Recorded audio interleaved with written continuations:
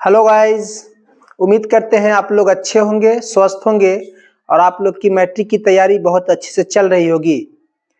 तो मेरे प्यारे छात्रों, आपका स्वागत है आपके खुद के चैनल वकार लर्निंग पर। तो मैं आज आपके सामने एक ऐसा टॉपिक पे डिस्कशन करूंगा। वो टॉपिक हमारा फिजिक्स का है। अगर फिजिक्स में आपको 5 नंबर अगर एक्स्ट्रा लेना है, 5 नंबर अपने एग्जाम में एक्स्ट्रा जोड़ना है, तो इस वीडियो को आप पूरा देखें, नहीं तो स्किप कर दें। तो मेरे छात्रों, एग्जाम में एक एक नंबर का बहुत महत्व होता है। तो आज मैं जिस टॉपिक का डिस्कशन करूंगा वो टॉपिक हमारा फिजिक्स का टॉपिक है। चैप्टर नंबर पहला है और इसमें हम लोग आज सिद्ध करेंगे 1/v प्लस 1/u बराबर 1/f। अगर इसको आज हम लोग सीख लेंगे तो हमारे मैट्रिक के एग्जाम में हम लोग का 5 नंबर एकदम पूरी तरीके से कंप्लीट हो जाएगा। तो अगर आपने इस वीडियो को पूरा नहीं देखा तो आप पछताएंगे भी और आपके एग्जाम में 5 नंबर घट भी जाएगा। तो आप इस वीडियो को पूरा देखें और अपने एग्जाम के लिए 5 नंबर पूरी तरीके से कंप्लीट कर लें। ठीक है मेरे साथियों, मेरे बच्चों, मेरे छात्रों, अवतल दर्पण में हम लोग सिद्ध करेंगे। तो अवतल दर्पण में जब सिद्ध करते हैं तो सबसे पहले हमें फिगर ड्रॉ करने आना चाहिए। जब एग्जाम में हम लोग बैठेंगे, ये क्वेश्चन एकदम मैं आपको कह रहा हूं गारंटी के साथ कि ये क्वेश्चन इस साल के एग्जाम में पूछा ही जाएगा। इससे बाहर कुछ नहीं होगा और आप 5 नंबर पूरी तरीके से कंप्लीट कर लेंगे। तो वीडियो में पूरे बने रहें। वीडियो को अगर एक थोड़ा भी आप स्किप करेंगे तो आप 5 नंबर से वंचित रह जाएंगे। तो वीडियो में पूरी तरीके से बने रहें। तो चलिए हम लोग स्टार्ट करते हैं। आपके सामने अवतल दर्पण में 1/v प्लस 1/u बराबर 1/f। मेरे छात्रों, आपको बोर्ड पर जो क्वेश्चन दिख रहा है यही हम लोग आज सिद्ध करेंगे। अवतल दर्पण में सिद्ध करें 1/v प्लस 1/u बराबर 1/f। यही आपके एग्जाम में पूछा जाएगा और इसी से हमारा 5 नंबर कंप्लीट हो जाएगा। तो इसको आज हम लोग एक एक बारीकी से छोटे से छोटे पॉइंट को डिस्कशन करके एक एक चीज आपको आज समझाएंगे। तो चलिए हम लोग स्टार्ट करते हैं। सबसे पहले मेरे साथियों, हमारे छात्रों, सबसे पहले हमको फिगर ड्रॉ करने आना चाहिए। तो अवतल दर्पण में सबसे पहले हम लोग अवतल दर्पण बनाएंगे। ठीक है, ये हमारा दर्पण है। अवतल दर्पण को बाहर से हम लोग जब रजित कर देते हैं तो ये हमारा अवतल दर्पण हो जाता है। ठीक है, और एक रेखा जो जाती है मध्य बिंदु से टकराती है, तो ये जो रेखा है इसको हम लोग प्रधान अक्ष कहते हैं और दर्पण का जो मध्य बिंदु होता है उसको हम लोग ध्रुव कहते हैं, जिसको हम लोग P से डिनोट करते हैं। मैंने पिछले वीडियो में आपको F बराबर R/2 सिद्ध करके बताया है, आप वो वीडियो जाकर देख ले। तो मेरे स्टूडेंट, ये देखिए, ये एक मेरा वस्तु है। वस्तु से एक किरण जा रही है, प्रकाश की किरण वस्तु से जा रही है और दर्पण से टकराएगी। जब दर्पण से टकराती है तो दर्पण से टकराने के बाद जो परावर्तन होती है, तो जो परावर्तन होती है कहां से होती है मैंने आपको बताया, वो F से होकर परावर्तन होती है। जो बिंदु से जहां से परावर्तन होती है और जहां पे कटती है वो F कहते हैं। उसको क्या कहते हैं? F को हम लोग फोकस कहते हैं।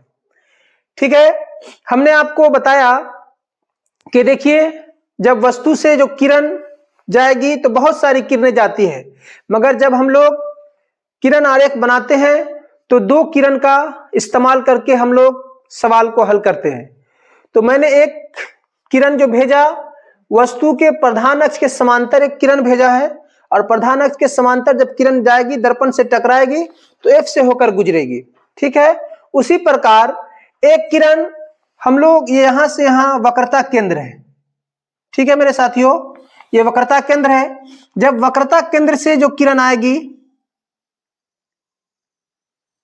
ठीक है, वक्रता केंद्र है। जब किसी वस्तु से वक्रता केंद्र आती है, प्रकाश की किरण वक्रता केंद्र से होकर आती है, जब दर्पण से टकराती है तो टकराने के बाद जो वापस होती है, परावर्तन होती है, तो वक्रता केंद्र से ही परावर्तन होती है। मैंने आपको पिछले क्लास में बताया था इसका पूरा ट्रिक दिया हुआ है, ट्रिक वाला वीडियो है, उसको जाकर आप देख सकते हैं। तो जब टकराने के बाद ये जब कटती है, दोनों आपस में मिलती है, तो यही मेरा एक वस्तु का प्रतिबिंब बनता है मेरे साथियों, वस्तु का प्रतिबिंब यही बनता है। ठीक है, वस्तु का प्रतिबिंब हमारा कहां बनेगा? फोकस और वक्रता केंद्र के बीच ये वस्तु का प्रतिबिंब बना। यहां तक आप फिगर में समझ गए होंगे। तो मैं इस फिगर का नाम रख दूं, ये ए हो गया हमारा, ये हमारा बी हो गया, ये हमारा सी हो गया, और ये जो हुआ हमारा ए डैश हो गया, ये हमारा जो हो गया बी डैश हो गया। ठीक है, और ये दर्पण है, इसको हम लोग M मानते हैं और इसको हम लोग M डैश मानते हैं। ये हमारा फिगर पूरी तरीके से ड्रॉ हो गया। अब हम इसको लिख लेंगे। क्या करेंगे? मैंने जो ड्रॉ फिगर किया उसको हम लोग अब लिखेंगे कि हमने क्या क्या किया इसमें।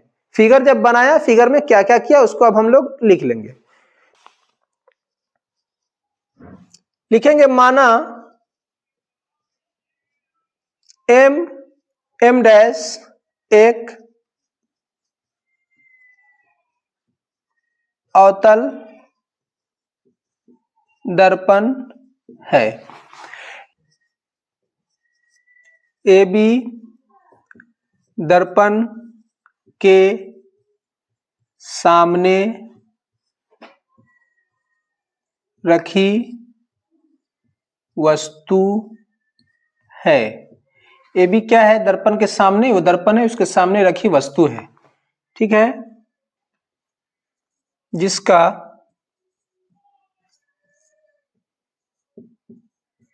वास्तविक प्रतिबिंब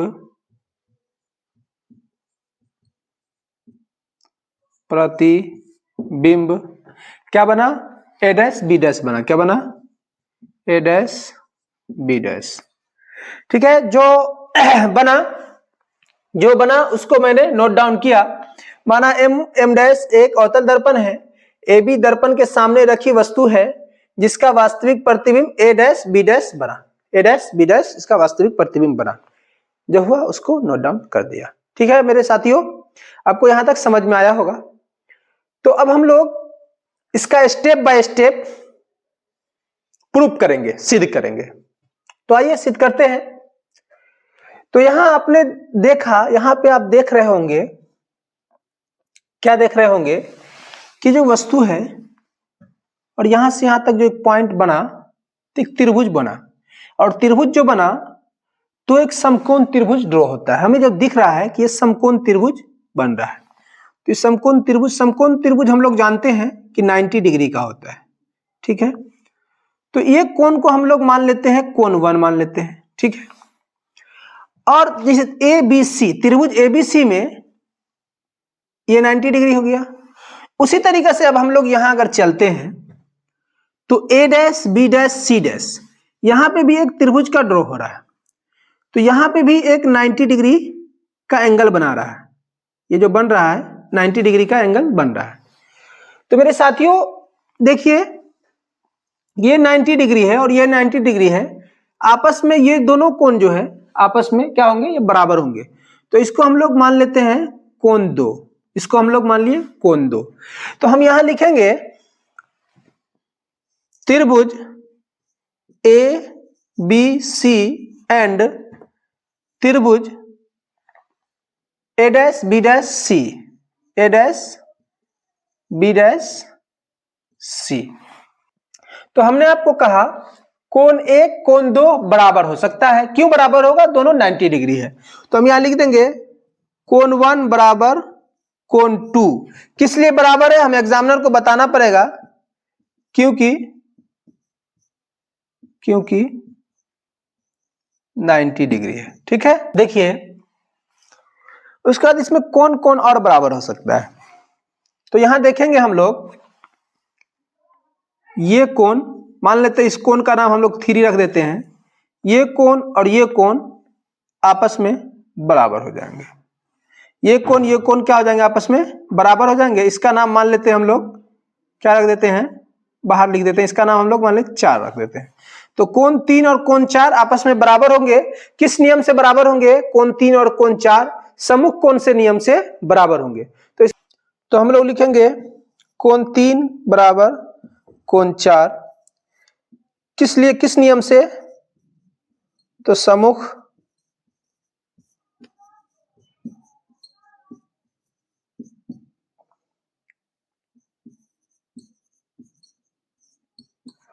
सम्मुख कोण के नियम से कोण 3 और कोण 4 बराबर होंगे। तो मेरे साथियों, आपको एक बात पता होगा कि जब दो त्रिभुज में दो कोण आपस में बराबर हो जाते हैं, तो हम लोग 9th क्लास में पढ़े होंगे चैप्टर नंबर 6 में कि जब दो कोण आपस में, दो त्रिभुज के दो कोण आपस में बराबर हो जाते हैं तो वो SAS का नियम प्रयोग होता है। तो इसमें हम लोग लिख देंगे ए त्रिभुज ABC है ना, समदूरस्थ है त्रिभुज A', B', C के। तो यहां लिख देंगे कोण ABC समदूरस्थ है A', B', C के। हमने आपको बताया था कि जब त्रिभुज में एक भुजा पर जब दो कोण बनता है तो उस भुजा को छोड़ के, है ना, उस भुजा को छोड़ के त्रिभुज की दूसरी दोनों भुजा आपस में बराबर हो जाती है। तो हम यहां देखेंगे कि त्रिभुज में 3 भुजा है, इस त्रिभुज में इस पे एक कोण बना है और इस पे एक कोण बना है। तो इस भुजा पे दो कोण है, तो इस भुजा को छोड़कर ये भुजा आपस में क्या होगी, बराबर हो जाएगी। मैंने आपको सिखाया था त्रिभुज 3 कोणों का होता है, और त्रिभुज में जब एक भुजा पे दो कोण बनती है तो उस भुजा को छोड़ के बाकी दूसरी दोनों भुजा आपस में बराबर हो जाएगी। तो मेरे साथियों, त्रिभुज ABC में हमारा जो कोण एक भुजा पे बना है वो भुजा है BC, तो उसको छोड़कर हमारा AB जो हो जाएगा लंब, और इसका हमारा हो जाएगा लंब कोण हो जाएगा। इसमें भी देखिए किस किस भुजा पे बना है, इस भुजा पे बना है, तो इस भुजा को छोड़ के ये भुजा और ये भुजा आपस में क्या होगी, बराबर होगी। तो हमने आपको अभी समझाया कि जब त्रिभुज में एक भुजा पे दो कोण होते हैं तो उस भुजा को छोड़ के आपस में दोनों भुजा बराबर होती है। तो देखिए इसका लंब हो गया AB बटा इस त्रिभुज का लंब हो गया A', B', और इसका हो गया AC बटा A', ये यही लिखेंगे AB बटा A', B', और ये हो गया AC बटा A', ये हमारा समीकरण, इसको हम लोग 1 मान लेते हैं। ठीक है, इसको समीकरण 1 मान लेते हैं। तो ये त्रिभुज है, काम हो गया। मेरे साथियों, अब हम लोग यहां देखेंगे एक बात कि मान लेते हैं कि इसको हम लोग अगर सीधा करते हैं, ठीक है, मान लेते हैं इसको अगर सीधा कर दे, ठीक है, मान लेते हैं, मानने के लिए तो कुछ भी मान लेते हैं, तो मान लेते हैं, तो ये भी एक हमारा समकोण त्रिभुज का ड्रॉ हो रहा है, ये भी एक समकोण त्रिभुज ड्रॉ हो रहा है ना, ये भी हमारा समकोण त्रिभुज एक ड्रॉ हो रहा है। मान लेते हैं इसका नाम N रख देते हैं, मान लेते हैं, तो ये भी एक समकोण त्रिभुज ड्रॉ हो रहा है। तो इसमें भी दो त्रिभुज बना, ये अगर 90 डिग्री बनता है, ठीक है, और ये भी एक त्रिभुज है, तो ये भी एक इधर भी 90 डिग्री बना, तो हमारा त्रिभुज हो गया A', B', F, और एक हो गया NFP, हमारा दो त्रिभुज इधर भी ड्रॉ हुआ। तो इसमें देखेंगे इसमें कौन कौन आपस में बराबर हो रहे हैं। तो देखिए एक कोण ये और एक कोण ये आपस में बराबर हो रहे हैं, किस नियम से, ये कोण भी 90 डिग्री का, इधर का कोण भी 90 डिग्री का, इस नियम से ये दोनों कोण बराबर होते हैं। तो इसको फिर हम लोग लिख लेंगे। हम लोग अब जो लिखेंगे ABF में त्रिभुज A', B', F में, ये हमारा एक त्रिभुज है, और एंड दूसरा हमारा त्रिभुज कौन बन रहा है, NFP में, NFP पी में, ये दो त्रिभुज है। तो अब देखेंगे हम लोग इस दो त्रिभुज में बराबर क्या हो रहा है। तो हमने अभी तक एक इसको माना, दो इसको माना, तीन इसको माना, चार इसको माना। तो मेरे साथी, मेरे स्टूडेंट, अब देख लीजिए कि इसको हम लोग मान लेते हैं 5, कोण इसको 5 मान लेते हैं, और इसको हम लोग कोण 6 मान लेते हैं। ठीक है, तो कोण 5 बराबर कोण 6, तो कोण 5 बराबर कोण 6 क्यों बराबर है, तो हम लोग लिख देंगे 90 डिग्री है इसलिए। ठीक है, समझ गए। उसके बाद देखिए आपस में और कोण बराबर हो सकते हैं। तो देखिए दिख रहा होगा, देखिए फिगर थोड़ा छोटा हो गया हुआ है तो थोड़ा दिक्कत होता है। अब देखिए ये कोण मान लेते हैं कोण ये 7, और ये कोण इसको मान लेते हैं हम लोग कोण 8, यहाँ ये वाला कोण यहाँ है, तो इसको हम लोग मान लेते हैं कोण 8। इस कोण को ये कोण 7 है, ये कोण 8 है। तो हम लोग क्यों माने इसको, आपस में ये दोनों क्यों बराबर होगा, कि मैंने आपको अभी इधर समझाया कि आपस में वही कोण बराबर होते हैं, वो कुछ नियम से बराबर होते हैं, सम्मुख कोण के नियम से। ठीक है, तो हम लोग यहां लिख देंगे कोण 7 बराबर कोण 8, किस नियम से, तो सम्मुख कोण के नियम से, सम्मुख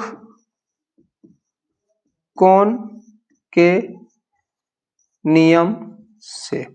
किस नियम से, सम्मुख कोण के नियम से। तो मैंने आपको बताया कि जब दो त्रिभुज में दो कोण आपस में बराबर हो जाए तो जो नियम लगता है एसएस का नियम लगता है ना, भुजा और कोण बराबर हो जाए। तो अब ये दोनों त्रिभुज आपस में क्या होगा, समदूरस्थ हो गया। क्या हो गया, उसी तरीके से कोण मान लेते एन एफ पी समदूरस्थ है, इसको इधर लिखने से कोई फर्क नहीं पड़ेगा। तो एन एफ पी समदूरस्थ है किसके, ए डैश बी डैश एफ के, ए डैश बी डैश एफ के क्या है, समदूरस्थ है। तो जब समदूरस्थ है तो हम एनएफपी है हमारा, तो एनएफपी हमने कहा आपको कि जब त्रिभुज में एक भुजा पे जब दो कोण बनती है तो उस भुजा को छोड़कर आपस में दोनों भुजा बराबर हो जाती है। तो मेरे साथियों देखिए एनएफपीएफ में इसमें किस भुजा पे दो कोण बन रहा है, तो हमारा इस भुजा पे क्या हो रहा है, इस भुजा पे हमारा दो कोण बन रहा है, इस भुजा पे। तो इस भुजा को छोड़कर ये भुजा और ये भुजा आपस में क्या हो जाएंगे, बराबर हो जाएंगे। तो इसमें हमारा लंब कौन है, लंब, ये लंब है, लंब हमारा लंब है, तो लंब हम पहले लिखेंगे एनपी, लंब हमारा क्या है, एनपी बटा इस भुजा में देखिए इस पे यहां और यहां कोण बन रहा है, तो इस भुजा को छोड़कर बी और एफ को छोड़कर हमारा जो कोण बराबर होगा ए डैश बी डैश बराबर होगा और एफ ए डैश एफ बराबर होगा। तो इसका जो लंब है वो हम इसके नीचे लिख लेंगे, लंब को एक साथ, तो ए डैश बी डैश, ठीक है, बराबर।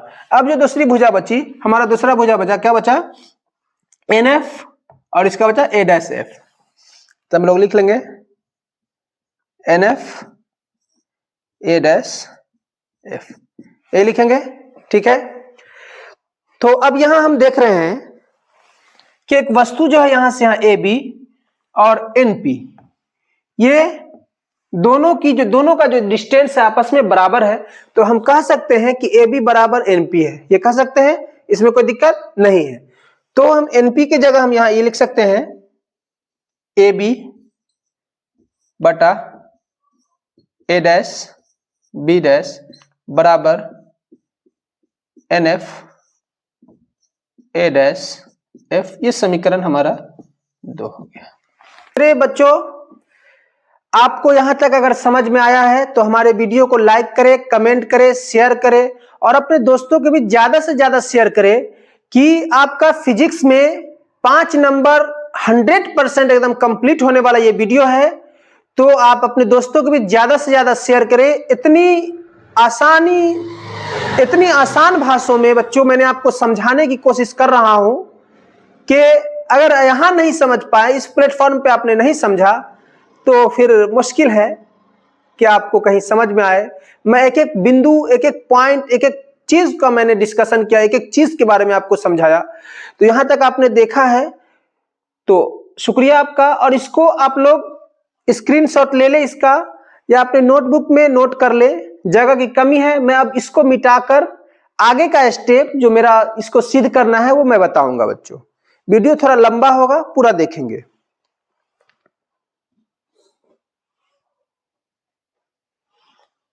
देखिए, जब मैं n को धीरे धीरे अगर मैं p पर लाता हूं तो हम कह सकते हैं कि np बराबर pf हो जाएगा।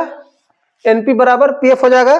तो हम यहाँ पे यहां से यहां तक लाएंगे तो nf बराबर हम लोग क्या सकते हैं, pf हो जाएगा। तो ये जहां nf है यहां हम लोग क्या लिख देंगे, pf लिख देंगे।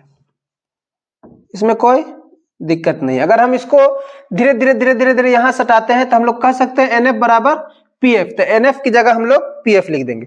इतना समझ में आया होगा। तो चलिए अब हम लोग आगे का क्वेश्चन करते हैं।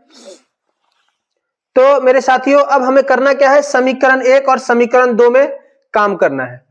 तो हमारा समीकरण 1 जो था उसको हम लोग लिख देते हैं याद रखने के लिए। मेरा समीकरण यही था। अब हम लोग जो काम करेंगे यहां से समीकरण 1 और 2 से काम करेंगे। देखिए बच्चों, समीकरण 1 में ये ए बी और ए डैश बी डैश, और समीकरण 2 में A B A dash B dash दोनों आपस में बराबर है। तो जब समीकरण 1 2 समीकरण में दोनों आपस में बराबर रहता है तो वो कट जाता है। तो ये खत्म हो जाएगा, ये और ये खत्म हो गया। तो मेरा बचा क्या, ए सी बटा ए सी बटा ए डैश सी और बराबर पी एफ बटा ए एफ। तो यहां हम डायरेक्ट लिख देंगे ए सी बटा ए डैश सी बराबर क्या हो जाएगा, पी एफ बटा ए डैश एफ। यही हमारा बचेगा। ठीक है। ए सी, तो ए सी तो मेरे छात्रों देखिए, अगर हमको एसी का अगर मान निकालना है, एसी का अगर हमको डिस्टेंस निकालना है तो सबसे पहले हम करेंगे क्या, एसी का डिस्टेंस निकालने के लिए डायरेक्ट हम एपी पे आएंगे। एपी से हम लोग डायरेक्ट एपी पे यहां से यहां तक की अगर दूरी है तो एसी का अगर हमें डिस्टेंस निकालना है कि एसी का डिस्टेंस कितना है, तो वो निकालने के लिए हमें क्या करना होगा, डायरेक्ट एपी पूरे में से इसको घटाएंगे। यहां की दूरी निकालने के लिए इतना घटाएंगे, तो इतना कहां से घटाएंगे, पूरे में से ना। अगर मान लिया जाए हमको यह निकालना है एसी की दूरी, तो एपी माइनस पीसी। एसी की जगह हम लोग क्या लिख सकते हैं, एपी माइनस पीसी बटा। अब अगर हमें ए डैश सी का निकालना है, ए डैश सी का निकालना है, ए डैश सी का। तो ए डैश सी का जब हमें निकालना है तो क्या करना होगा, डायरेक्ट हमको पीसी से घटाएंगे ए डैश सी को। तो हम लोग यहां एसी के लिए लिख देंगे पीसी माइनस क्या लिख देंगे, ए डैश पी।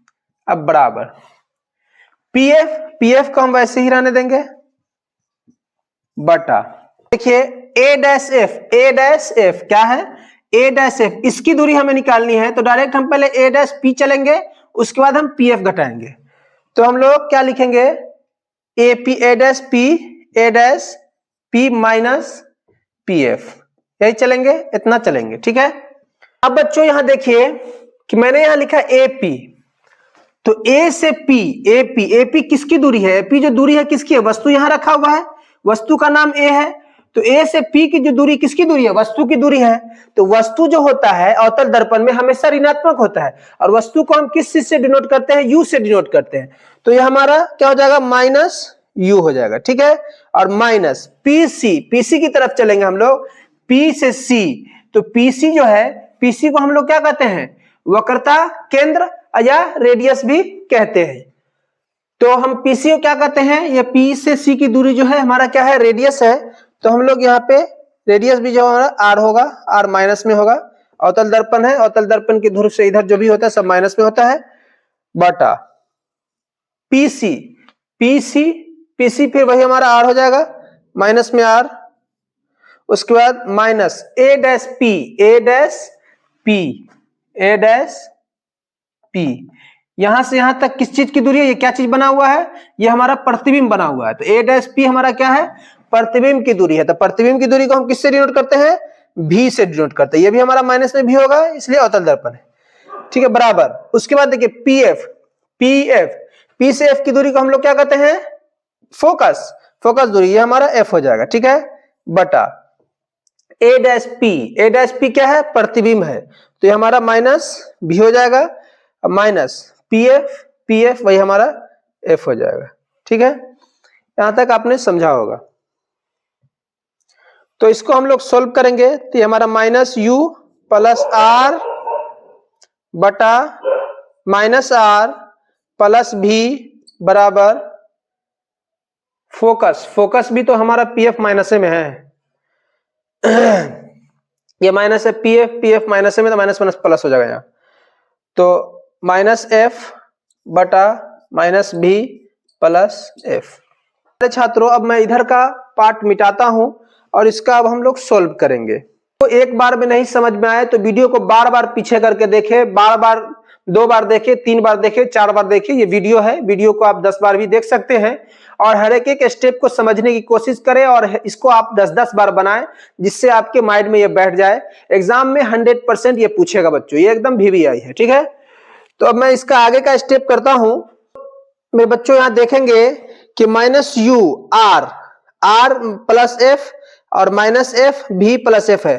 तो देखिए यहां हम लोग माइनस U, ठीक है, और प्लस R बराबर क्या होता है, F बराबर R/2 होता है, तो R बराबर क्या हो जाएगा, 2F हो जाएगा, 2F हो जाएगा। ठीक है, उसी तरीका से फिर नीचे माइनस 2F हो जाएगा प्लस V बराबर हमारा वही माइनस F बटा माइनस V प्लस F।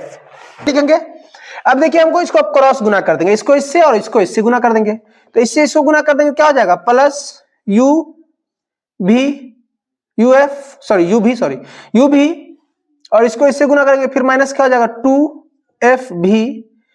अब देखेंगे, अब इसका एक दोनों से गुना हो गया, अब इससे इसको गुना करेंगे तो हमारा हो जाएगा माइनस UF, फिर इसका इससे गुना करेंगे तो हमारा हो जाएगा प्लस 2F स्क्वायर, फिर उसके बाद इसको इससे गुना करेंगे तो बराबर में देके minus minus plus 2F square, फिर इससे गुना करेंगे तो माइनस F भी हमारा हो जाएगा। तो आइए देखते हैं, इसको हम लोग इसको इससे काट देंगे। बराबर के उधर समान चिन्ह वाला रहता है, प्लस है तो आपस में बराबर के उधर कट जाएगा। ठीक है, तो अब हमारा बच रहा है, क्या बच रहा है, U भी माइनस 2F भी, उसके बाद हमारा बच रहा है माइनस UF, और इसको हम इधर ले आएंगे तो माइनस F भी बराबर इधर हमारा 0 बचा। ठीक है, तो यहां देखिए U भी माइनस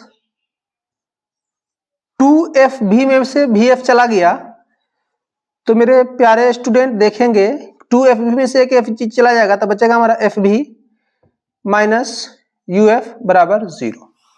ठीक है, तो फिर हम लोग करेंगे क्या कि हम लोग U भी बराबर अगर लिखेंगे तो बराबर क्या हो जाएगा, F भी प्लस में हो जाएगा, ये भी जाएगा उधर तो ये भी हमारा प्लस में हो जाएगा। ठीक है, अब हम लोग को एक चीज करना है, एक चीज अलग ये करना है कि अब हम दोनों तरफ क्या करेंगे, दोनों तरफ